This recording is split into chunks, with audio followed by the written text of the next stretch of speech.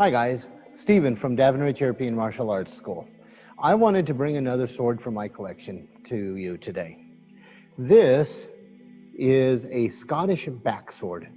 So last video I was talking about the broadsword from Culloden, had two edges, but I referenced a backsword. And this is a backsword from the 18th century. Again, it has the heart motif all around it. The handle still has the original ray skin, and now this one only has one edge. So it has an edge here, but this is the spine with a double fuller. And again, it has the distal taper, and you can see just how flexible that is, and that's what makes this sword sharp. Unlike the broadsword, which has two edges, this one only has the one edge, but it does have a false edge that runs up to about here. So a pommel from the point. That means with this, I can throw my cuts, but I can also use that back edge both offensively as well as defensively. This blade does not have anything marked on the blade, any impressions, but on this side there is something. I don't know if that's a blemish or if that's some kind of mark that's just very difficult to see right now. Unlike the broadsword, this has a very wide back quillin, and it is rolled to give it extra strength. But what's interesting about this back quillin is if you look at it, there's a mark on it right there. This actually protected somebody's wrist from a cut. It has a ricasso right here. I can't put my finger around it because of the cage, but what's nice with a handle like this is it sits really tight in my hand and gives this protection over my finger and my thumb, so that when I'm fighting with it, I'm protected.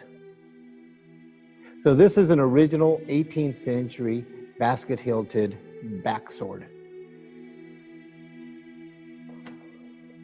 You can see the fullers, the edge, and you can see how thin it gets there at the point. I mean, it almost disappears compared to that. I mean, if I put it right edge on, you can see that thickness. When I come down here, it almost disappears. I wanted to compare this with a couple others, but one of the things I'd like to do with this one is show you the weight. So I have my handy dandy fish scale. This one is 2.5 pounds. It does not feel like 2.5 pounds when it's sitting in your hand because it flows so nicely. Just a beautiful piece, and it's alive in your hand. But I wanted to show you a couple of modern reproductions of the backsword to give you kind of a comparison. This here is a Scottish hilted backsword from Cast Siberia Hanway.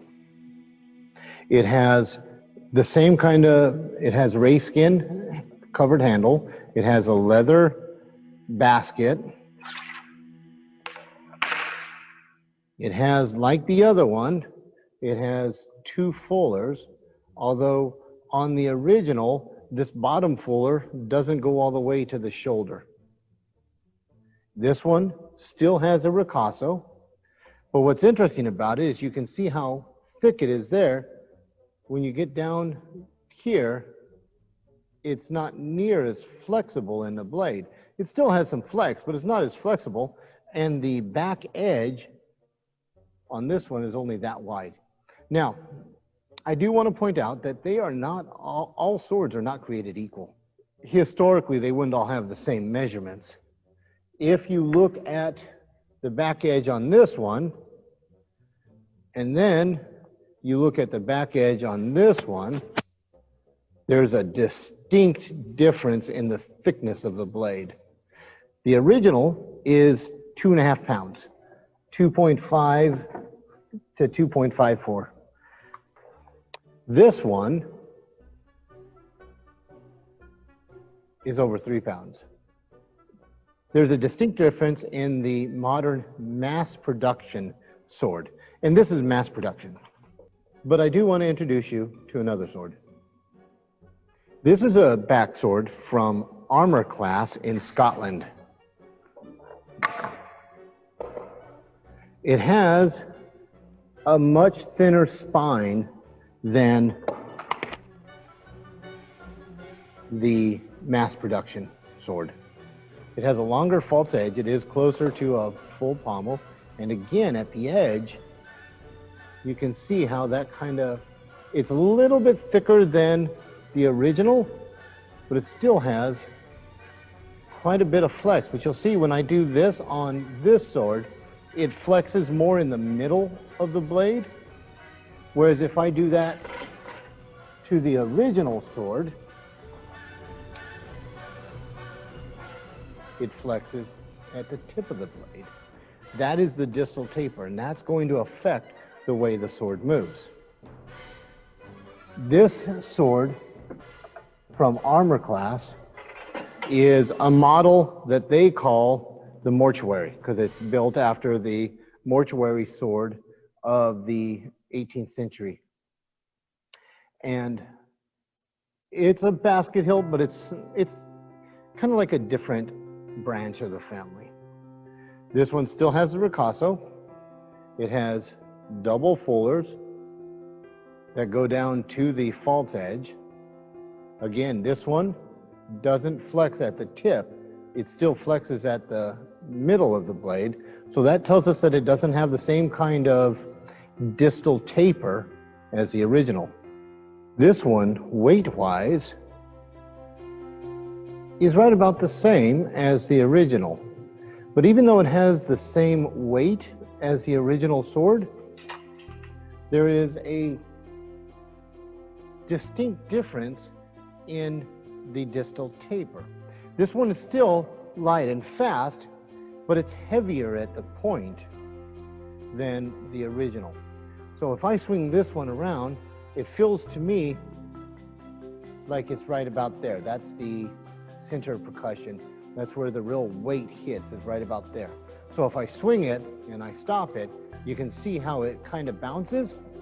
But if I do that with the original sword and I throw it, it doesn't bounce as much. Then I do it again with the armor class sword. And I'm trying to do it exactly the same, but there's just more bounce in the reproduction than in the original. So this is 3 different versions of the backsword. This one is an original from the 18th century. This one is a mass production, reproduction from Cass Hanway in China. And this one is a reproduction from Scotland from a company called Armor Class. This is just about the same weight as the original, but this one has a significantly heavier, thicker handle than this one, and the original has a significantly better created distal taper. The idea of what they did with metal, it's amazing compared to what is being done today. Can you get this kind of work today? Yes. It's going to cost a lot. And even back then, a good quality sword was not a cheap piece of equipment, not something that you're going to throw away. I hope you enjoyed my little look at an original 18th century backsword from Scotland. It's a beautiful piece, and I will be bringing out another sword for another video. But before I do that, I did want to show you this. Right there is the little chip. But that's really about the only chip that I see on this blade. And that little rolled edge, that little break in edge right there. Let's see if I can get it.